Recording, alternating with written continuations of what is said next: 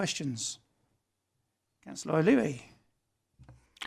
Thank you, Chair. I just have some questions with regards to the piece on the Mill Hall.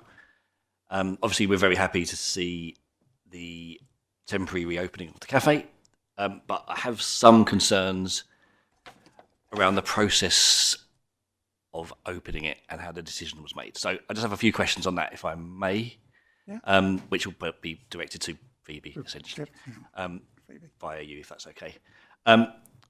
So the outline business case in the September meeting, in that it talks about if the operator procurement process goes beyond 24 months, then we would look at temporarily opening the cafe. Presumably, that's not the case, because looking at the timeline, it's not going to be over 24 months.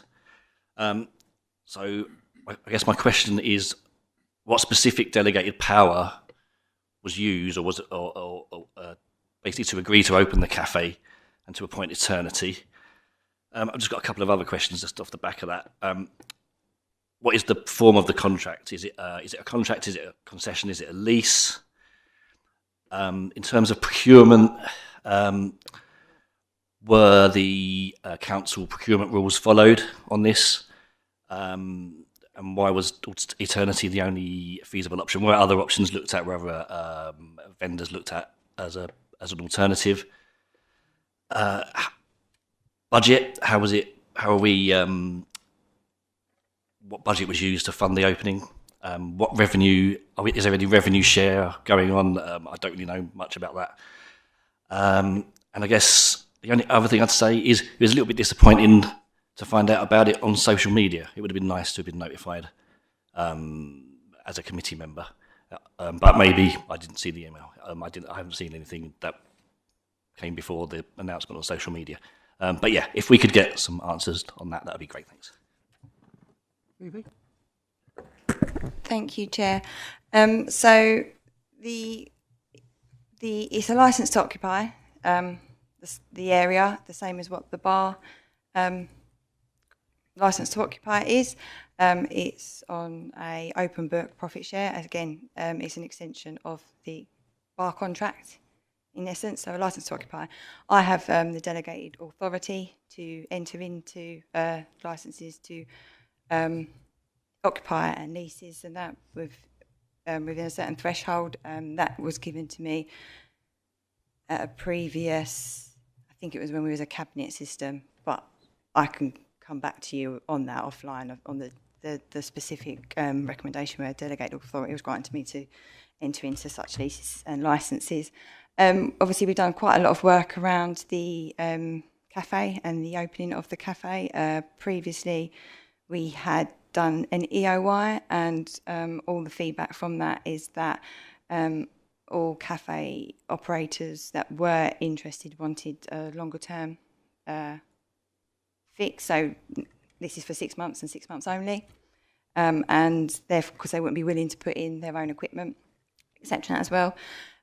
Because we are extending the existing licence to occupy with Eternity Events to just occupy the cafe, they are bringing in their own equipment, etc. So bearing their own costs in setting up that cafe area. All that we've done as part of the works on general compliance and maintenance for that area is make the area compliant. So it's come out of existing budgets. Okay, I think Councillor Bilton had something to add. Thank you. Yeah, just a point of clarification on the last point that Councillor O'Leary said about the communications on it. So I certainly circulated it with members ahead of it going public. That went through the weekly members drop, and I also put an email out about it. The date of the reopening, which I saw was announced by RDC today, but that's the first that we all saw of that piece of comms, because I think Eternity Events had told people, so therefore the council put that out in the appropriate way. But I did definitely share it with members before I announced anything as the council or as myself for that very reason. Thank you. Councillor Webb. Thank you, Chairman. I'd just like to extend my thanks to the Design Cabin CIC for the excellent work that they've done in opening up the Freight House. As a community, we've long campaigned to see that building reopened, and it's been fantastic to go to some excellent events in there. I particularly enjoyed the pantomime and the Citizens of the Year Award, which was held there last Friday. And it's also very exciting to see the beer festival coming back to Rochford Saturday week. Hope to see you there. Thank you. Thank you. Any other questions? No, okay, we'll move on. So, item 6, 25-26 Q3 performances. Report begins on page 17. Do we have any questions, members? Councillor Hoy. Thank you, Chairman. Sorry, just bear with me. I've got to flick up and down some notes for this. I think my biggest concern, I think this is identified in here, is about capacity again within the planning department. There's appears to be planning validation times appears to be too slow. The target is 4 days, and we appear to be doing, I think, in 5.8 days, and the year to date is 6.03 days. To me, this suggests there is a capacity issue or an efficiency issue within the department. That's the first question. The rest are really around the same area in planning. So major, and it was just like the following ones could have a bit of more expansion around what the problems are really, because it doesn't seem to make a lot of sense to me. So in planning performance, major planning applications, the target is sorry, that one's actually quite good. I can't find it. Here it is. Planning appeals being lost is the one I was talking about. The target is under 30%, and Q3 was 45.5%. Year to date is 41.1%. So nearly half are being refused on appeal. There is an explanation in there about your planning authority placing more importance on design elements. Really, I think that's what it's saying. So is that can we have an expansion, like an expansion on what that really means? Why are we getting that bit wrong? Is that something that's changed? Is the inspector looking at different things, or is it something that's always been there and we just haven't perhaps picked up on it? I'm sorry. They're Coming the now. main ones, and then I've got some on complaints as well. That's fine. Complaint seems to be completely I see what Dean dysfunctional at the moment. can I'll answer. leave that there. Yeah. With on that, I don't know quite who can answer that, because that's if you're taking those 6 Emmas, isn't it? Yeah, it's just a frustration that we've got these KPIs in this committee. It's a frustration that we've got the planning KPIs in this committee with not an officer here really to answer the questions. It's very, very frustrating. Councillor Belton, you want to add something? Just on that, and I think Councillor Hoy raised this last time, and he's quite right to. This shouldn't be on this committee. I don't really understand why it is. We've never got the right officer in the room for it, and I don't know if officers can take that away, because I know we're at the end of our cycle, but I'm confident that Councillor Hoy has definitely raised this before, and I think we all agreed at that point there's no logical sense for it being here. The questions still need to be answered, but maybe next cycle round someone considers putting that in a more appropriate committee. Okay, so I think we have to. Can you put these questions through to Emma Goodings, so give Councillor Hoy an answer? It's a shame it's not online. It have to be offline to you. It's frustrating. Do you want to quickly mention the other points you've got? So they can be Customer complaint performance, and I assume you'll have the same answer, that it's not an officer here to answer that as well. But it's just we're getting emails aren't being answered, calls aren't not being returned, getting delayed responses. I mean, I've had complaints direct from residents about this. I'm sure we probably all have as well. And it's obviously a weak point in the organisation at the moment. I mean, there is. I'm concentrating on these. There are good points in this report as well, and I will add. I know that. Right, obviously, with the opposition, so we're picking up the points which we're not doing so well in. And I just wonder, key stats that I think 29% late responses, and it's just what can we do about this? Is this another capacity issue? Is my concern, really, and it's something that we did talk about at SF&P. Sorry. Recently about is there going to be a capacity issue with staffing levels, and I think this is a little bit of evidence that points possibly towards that. Okay, thank you. I said we'll get back to you offline. That one. Anything else? Can these questions be passed to the relevant officers Yeah, for yeah. a written response to all Yeah, I've committee already asked them members? to do that, yeah. Yeah. Okay. Nothing else on those? Okay, then, so does the committee note the report? That's it, thank you.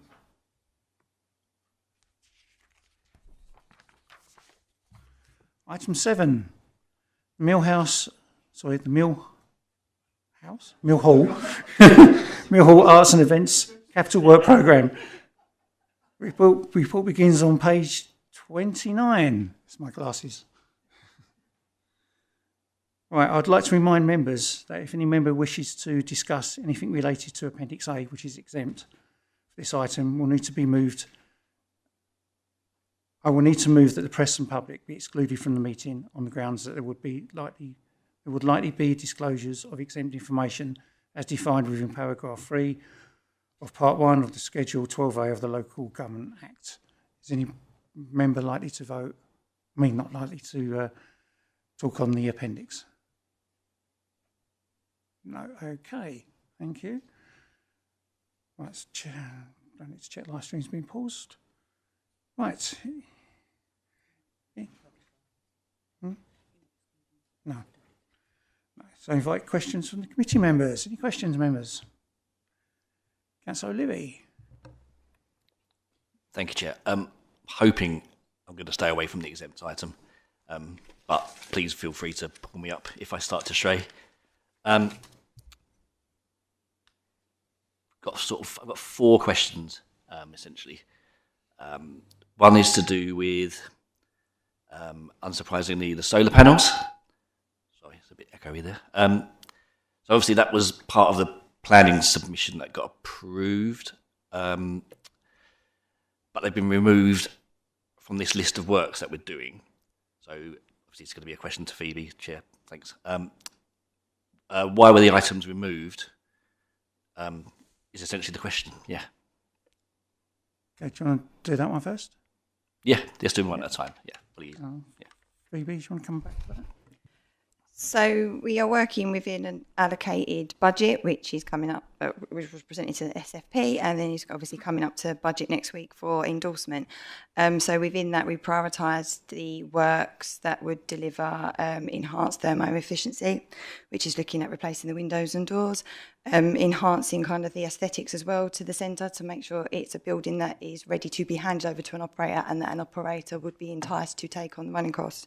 With the PV, we proceeded with getting planning on the PV. The operator, a successful operator, could install PV if they wanted to at a future date, and at the same time as well, the PV is not expensive in itself. It's the parapet, because of the area being in a conservation area. We have a parapet that's got the planning permission as well. That is what the cost is. So the roof replacement, as I said, looking at replacing the windows and doors and insulation and the kind of aesthetics indoors, and kind of getting the building safe, ready to hand over to the operator is what we've prioritised in delivery of works with what we have.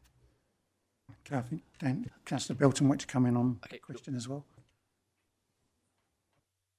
And what I was going to come back on that, because obviously this was initially, this is via the budget. This report's coming as a piece of work via the budget and the Strategy, Policy and Finance Committee. And it pains me when a project doesn't work for solar because of my background, as you'd expect. But this particular project, because of the parapet wall, means a payback on the delivery is in the region of 40 plus years before that has paid for itself. So the savings aren't great, and actually the other measures that have been identified are the ones that give the biggest benefit to the building. So it was purely a financial decision. It would give green credentials, but not the financial ones to go with it, and we didn't feel that was the best use of capital spend at this time when looking at the budget in its entirety.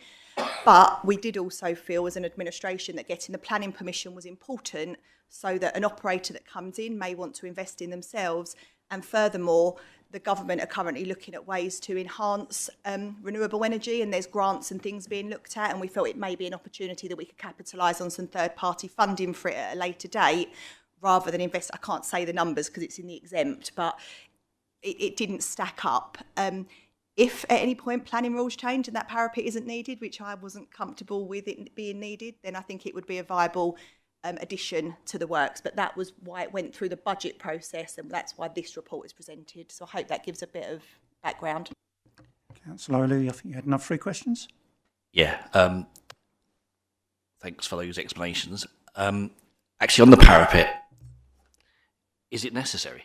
I know it was brought forward at planning committee to do that, but there seems to be some confusion amongst residents and people familiar with the Mill Hall, who are basically saying that the low pitch roofs are not visible from ground level, and other properties have in the area, in the conservation area, have visible PVs and solar panels with clear, they're clearly visible.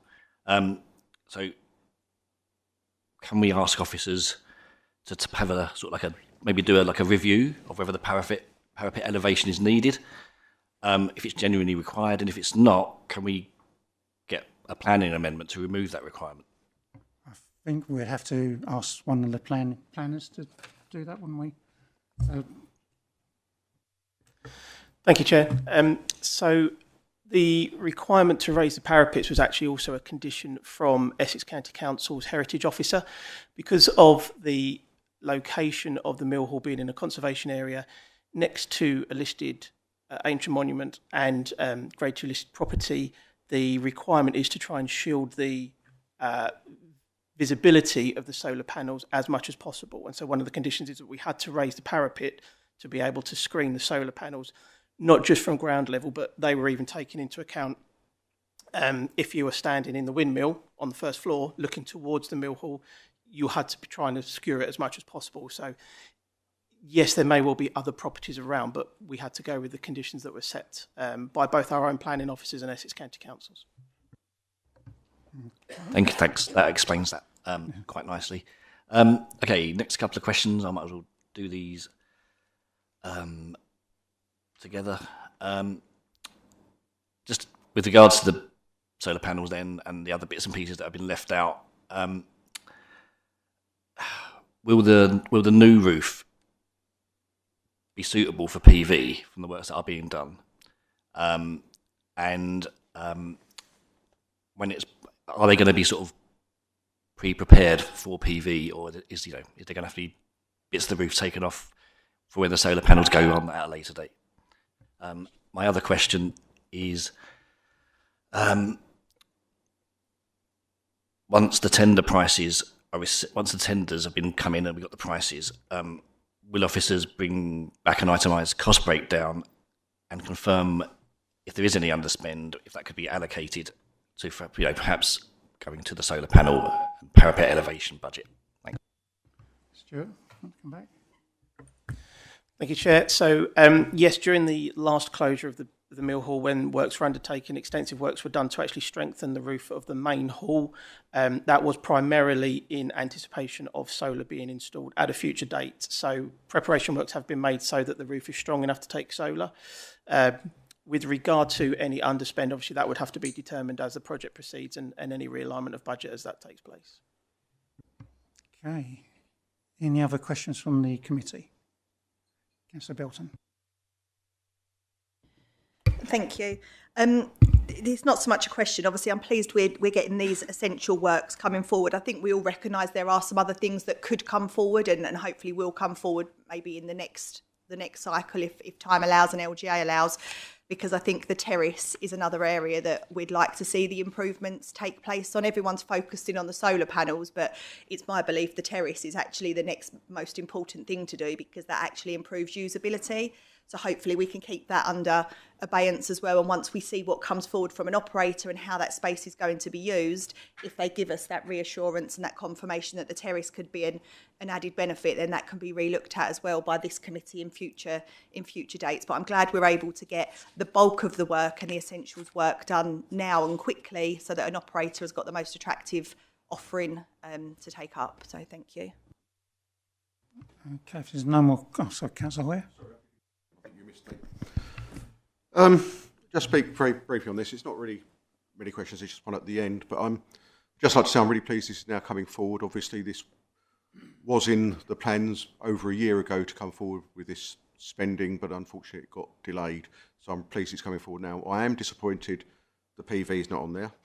I will take on board the explanation given. I'm not particularly happy, but I'll take that on board for the moment.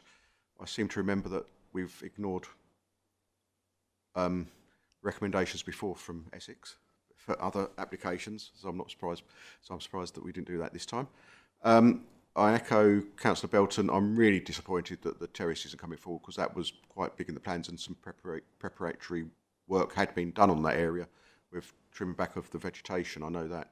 So that is disappointing, but I will be supporting these proposals because it is moving on what we had actually started, so that is good. On recommendation 4, can you just confirm what the delegated powers are? Is this for the exact packages as described? Would there be any leeway in the delegated power for making changes to those packages, and if so, to what value could they be changed? Phoebe, can you answer that?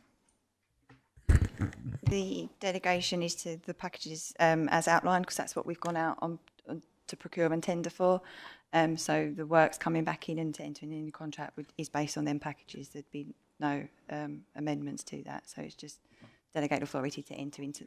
It's just a delegate authority to enter into the work packages outlined, because that's what we are tendering on. So that's what the prices will come back on. Sorry, perhaps wasn't very clear. I did say prices. I meant, can you differ significantly or materially from those packages? So the delegation is for the total budget. So if one work package is more and another is less, but the total is still as per budget, that delegation applies. That will be able to enter into it. What's in the exempt appendix is an estimation based from our cost consultant. Again, it's not until we go to the market we get exact prices. So the delegation is to approve the works in them as outlined as the work packages in the total budget allocated. Just to be very clear, and just give an extreme example, for instance, if the insulation became very, very expensive, would you have the dedicated power not to do the insulation part of it and do the rest? That's an example. I'm not saying it's going to happen, but as a general rule, is that possible? I'd have to take specific advice probably from the MO on that point. What I'd say is it's unlikely one would come back more expensive than the other, because we've done so much prepared work and we've had a cost consultant provide all the prices that are being quoted. So the market should come back within what we're expecting. If any, it would be if it was over budget, we'd be coming back to committee to request additional budget and additional approval or sign off.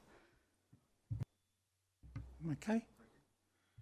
Right then, that's no more questions from the committee. Councillor Cross, you wish to address the committee? Please do so. Thank you, Chair, for the opportunity of speaking to the committee. A lot of what I've prepared in my script has been answered.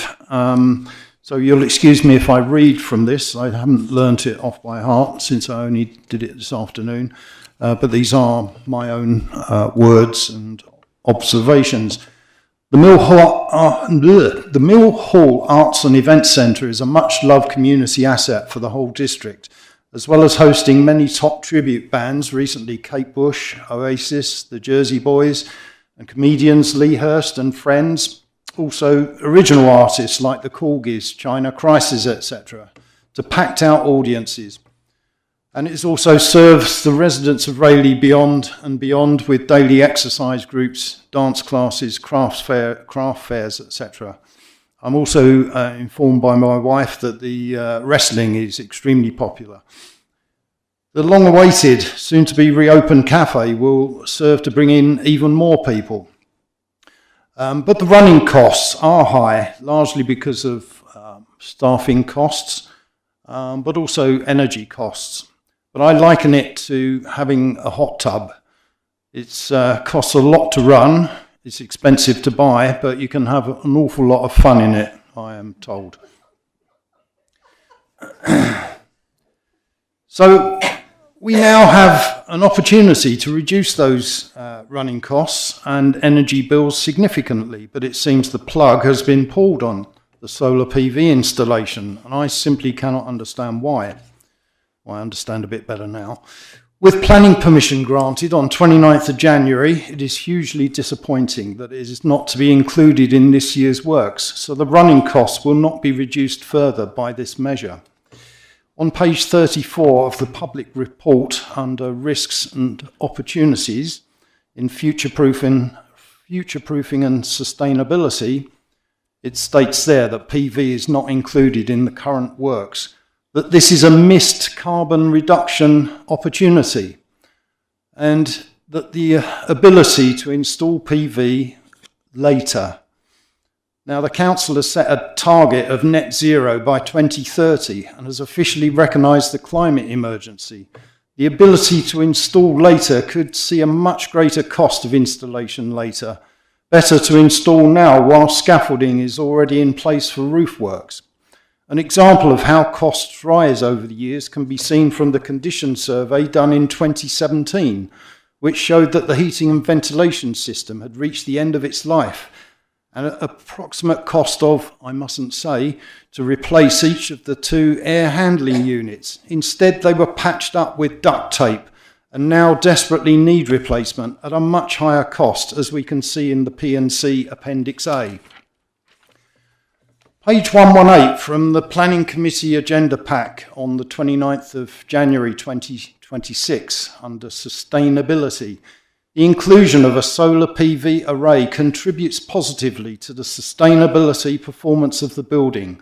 Core Strategy Policy, ENV7, supports proposals that generate renewable energy where there are no harmful effects on heritage assets, visual amenity, or the wider environment.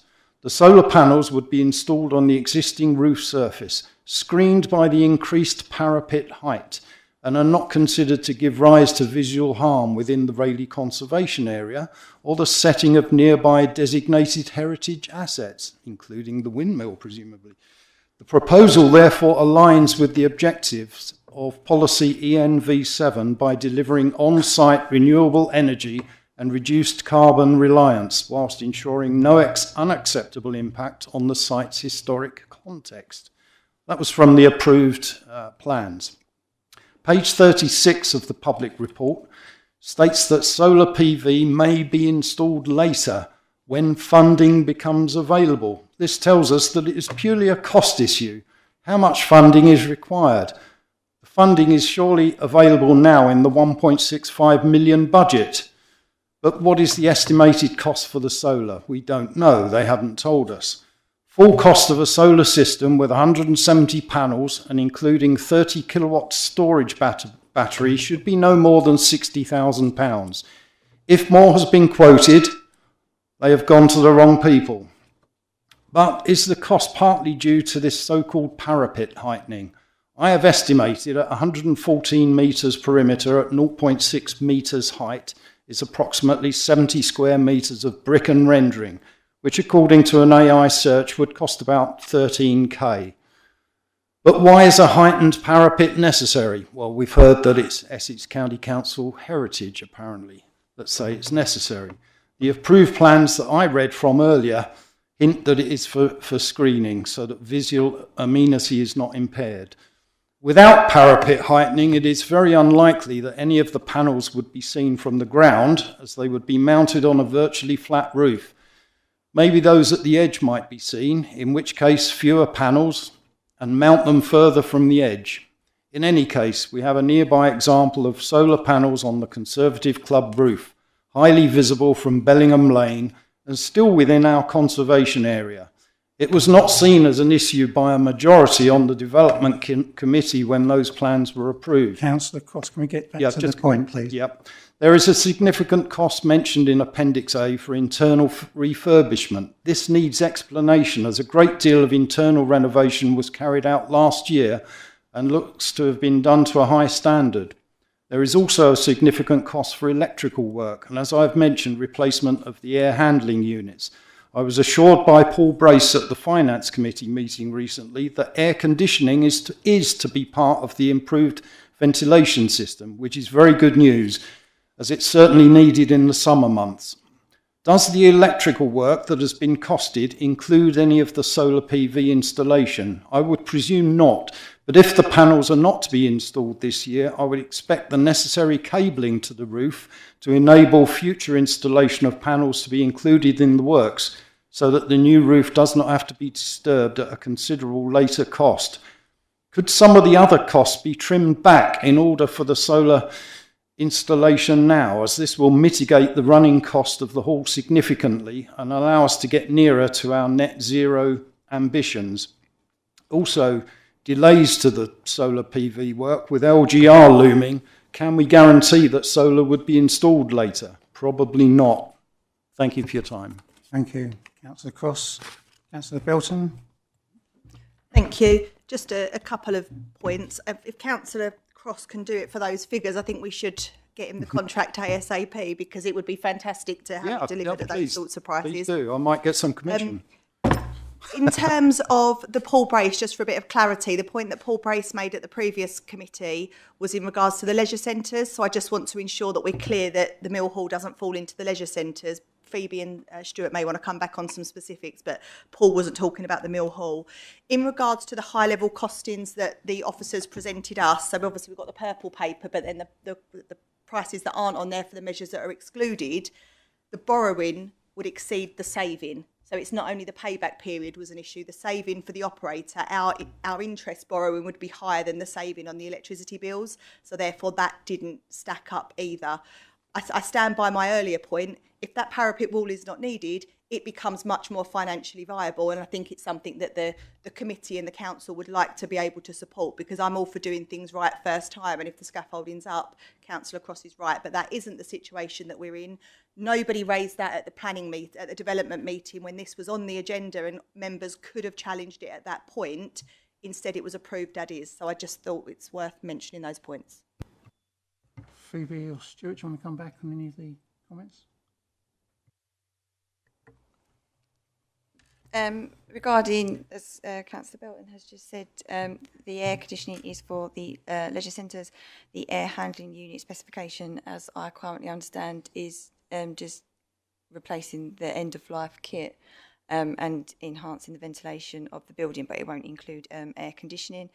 Regarding the other points that are kind of all been made on the PV, that about the cost-saving, Councillor Belton is right, that the savings proposed on the energy savings financially outweighed the borrowing. We had to assume, because all the funding had been allocated in the capital programme, anything additional would be subject to the council having to borrow to pay for them enhancements. And also another point to raise is that as part of the operator procurement that we are undertaking, we will the operator will be taking on all the energy costs and the repairs and maintenance of the building. So as much as it would make a saving, it wouldn't be directly necessary to us. It would be the operator that takes on the energy bills. And another point to note is just around the whole programme, and what we're proposing tonight is that obviously if we delay any of the works that we've highlighted, that just adds further risk and potentially cost increase to the timetable. Thank you, Chair. Thank you. Right then, so we'll finish the debate. So I will now move a motion that the recommendations on page 30 be approved. Can I have a seconder, please? I do note that a couple of the recommendations are for noting only. Councillor Belton? Right then. So I won't take them all blocks, there's only 4 and 2 of them for noting. So recommendation 1, approve the capital investment programme to the Mill Hall Arts and Events Centre as detailed in this report and Appendix A. Members, those in favour? That is unanimous. Thank you very much. Recommendation 2 notes that any saving against the current revenue-based budget for operation of the Mill Hall Arts and Events Centre will be monitored throughout the council budgetary control process. Is that noted, members? Noted.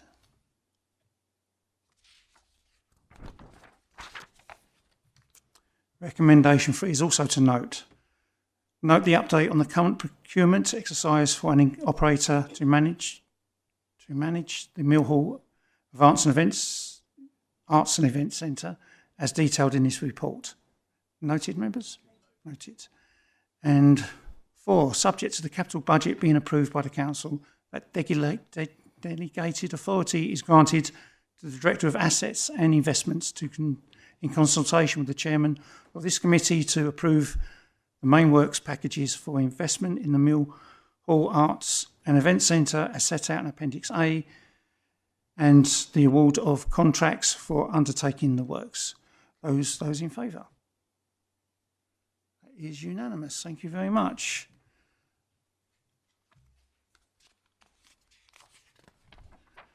Right, members, we now move over to item 8, Draft Parking Strategy Framework. The report begins on page 41. Any questions from the committee?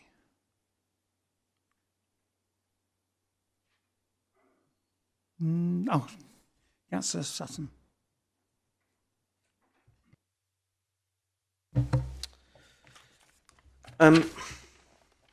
So I've got a bit of a speech here about it. So this report's taught me a lot about 2 important words, and that's churn and dwell. Churn is about turning the parking bays over quickly, and dwell is about time spent in town. That time is where the high street gains its value. It supports browsing, unplanned purchases, and spontaneous visits to hospitality. The point I want to make is that the way that this scheme was structured may have encouraged churn when our town centre benefits most from dwell. It's different from a town centre that feels easy to use and one that feels slightly rushed. There's also a wider social side to this. A town centre isn't just a retail space, it's a shared space where residents choose to spend time. When policy encourages quick transactional visits, it can reduce the time people spend being present in the town. And it can affect some groups more than others, like older residents, parents with small children, people with mobility issues, or anyone trying to combine a few stops in one trip. If the design of the scheme nudges those groups into shorter visits, the overall feel of the town centre can become less relaxed and less welcoming. It has been ideal for people wanting to pop in to get their prescription or drop in to drop something off, as you may have seen by the feedback on social media. But the point of this committee is to focus on economic growth, regeneration of our high streets, and to encourage tourism. I personally feel this scheme achieved the complete opposite of the key principles this committee aims to achieve. None of this is about questioning anybody's intentions, but it's about recognising that parking policy has now become a behavioural policy. And if we design it around the idea that more cars through the car park, it will automatically mean more benefit for the high street. And that only holds true when those visits translate into meaningful spending and positive experience for the town, positive of being in town. If people arrive in a rush and leave, you can still have plenty of movement, but not necessarily the value our businesses need. There's also the financial dimension. We're talking about a £180,000 pro rata revenue being set aside. When we commit sums of money like that, it makes sense to be very clear on the objective, the expected outcomes, and how we'll measure whether it's working or not. And for me, that simply highlights an opportunity. If we are serious about economic development, regeneration, tourism, business insight needs to be built in early because they see the day-to-day behaviour patterns up close. So what I'm asking for is straightforward. Let me be clear that what we're trying to achieve and whether the design of this scheme matches the aim. If the goal is to support local businesses, we should be shaping policy that encourages dwell and makes the town centre feel easy and welcoming to use, not time pressured. There is a more practical way to move in that direction. So I've got a suggestion for this committee. Should we re-evaluate and remove the 30-minute parking ticket altogether? Instead, should we redesign the tariff so that the standard short stay option is only 60 minutes? This gives people enough time to do more than one thing, like picking up an item or browsing shops. It encourages a dwell-style economy rather than a churn-style pattern, and it supports the kind of town centre experience that businesses rely on. So based on what we know about how the scheme shapes behaviour and the feedback we've heard from the businesses, will the committee commit to revisiting the design, including moving away from the 30-minute option and more towards a 60-minute standard ticket, and doing so with clear objectives and fuller engagement with the high street? Thank you, Councillor Sutton. I'm little bit confused because I also agree with you, it needs to change from churn to dwell. And I think that is in the report. It's one of the recommendations in the report, which for recommendation 3 moves on to detailed appraisals and engagement. And there will probably be some sort of working party next year to go through this report and actually recommend a lot of the things you've just mentioned, which I also believe in. We need to move away from churn to dwell. That's how businesses are now working, more cafes, more restaurants, where people want to spend social time in our high streets, which is really great. Daniel, Councillor Belton, I think, wants to come in.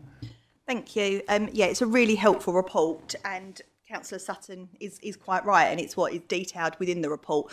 The 30-minute trial was exactly that. It was a trial to see how it was received, who it benefited the most. We had fantastic feedback from residents and how useful it was, but actually it didn't have the desired impact on our town centres and our high streets and our businesses. Which is exactly why it's not been put forward in the budget this year, because we need to look at this parking in its entirety to see what fits best. And I think one thing that I've learned through the trial and through this report is that one size does not fit all. And actually our car parks in Rayleigh have a different need than our car parks in Hockley, for example, because Hockley doesn't have the same type of dwell time that you might get in Rayleigh High Street. So we need to look at our package in its entirety and come up with schemes that work best for those particular areas. And it's pleasing to see that we have a number of themes within this report that will allow the committee next year and the work that goes on to consider what is strongest for both our businesses and our users, because we've all learned that dwell means more money for the town centres themselves, and it's just understanding the design of that and how that works. But I'm pleased we done the trial. I think it gave us some great data. We learned from it. I certainly learned from it. And it will now enable us to come up with a parking strategy fit for the whole district and not just for pockets of it. Thank you. Thank you. Councillor O'Leary. Thank you, Chair. I do think it was quite an expensive trial for £67,000. I think it roughly cost, but, you know, I guess we did learn something. Just with regards to the themes, the strategic themes, presumably they're there to like guide future investment and tariff decisions and those sorts of things. Will officers be implementing like a weighting and scoring framework on the themes, so that going forward decisions are made sort of in a consistent way? I mean, I'd quite like to see some weighting or some sort of explicit scoring around, like, say, income impact, capital cost, and high street outcomes, for example. Thanks. Stuart, do you want to take that? Thank you, Chair. So, yes, the idea of what we've put in front of members is to create a framework, something to work on and around. So each theme would then be developed further, and business cases would be built around those themes for the individual items, which ultimately would come back to committee for approval anyway before implementation took place. So for argument's sake, if it was around technology, a business case would be put around what types of technology might be appropriate in the car parks, and then that would come back to committee for approval based on the recommendations. Okay. Anything else? No? Okay, so we move on to the recommendations. Right, can I have a seconder, please? Councillor Belton. That's a couple again. It's a couple of noted and a couple of recommendations. So recommendation 1 is to note the findings from the 2026 parking review and 30-minute trial review detailed in Appendix A and B. Is that noted, members? Noted. Thank you.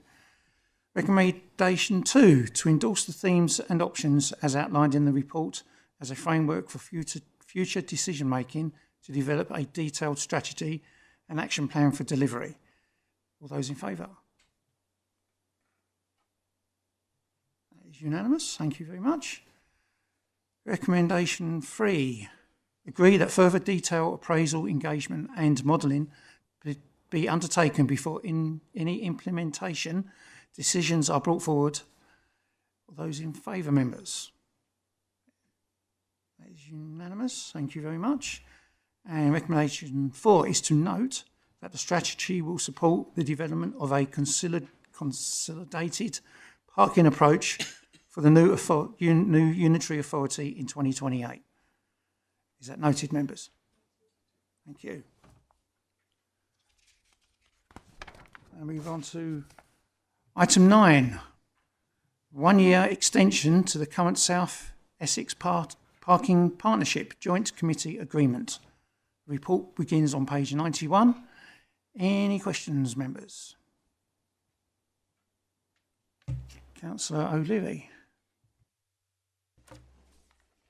Sorry, I'm just finding my notes. There they are. Yeah, okay. I'm going to find it hard to support this, to be honest with you. Mainly because we're being asked to extend a contract.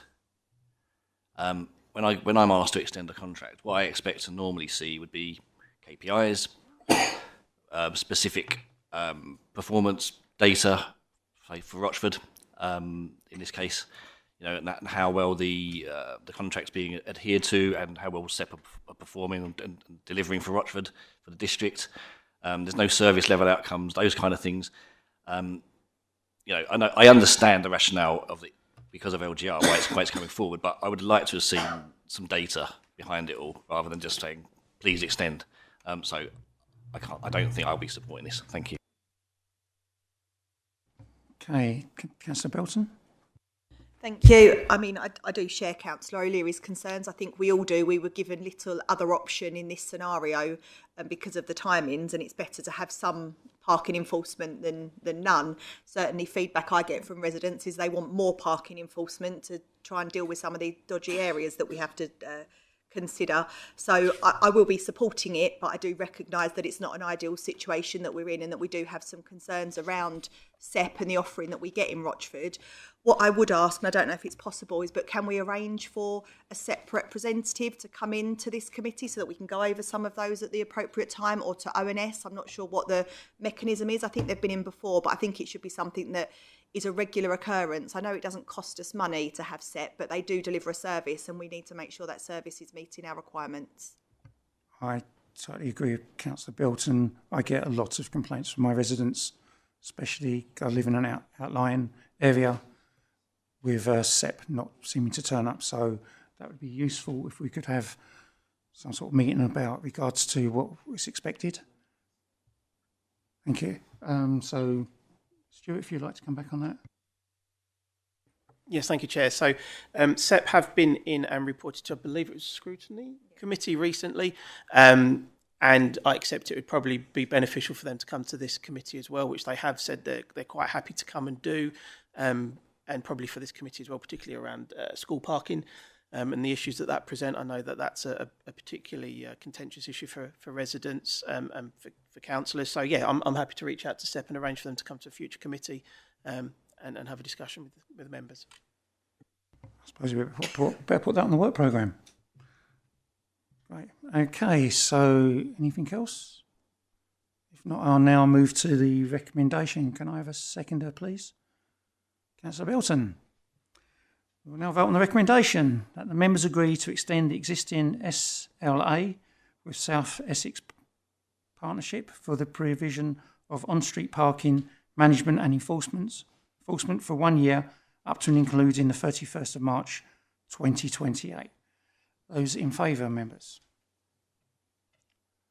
That's 4 members in favour. Those against? That's 1 against, and abstentions. 2 abstentions. Thank you very much, members. That is passed.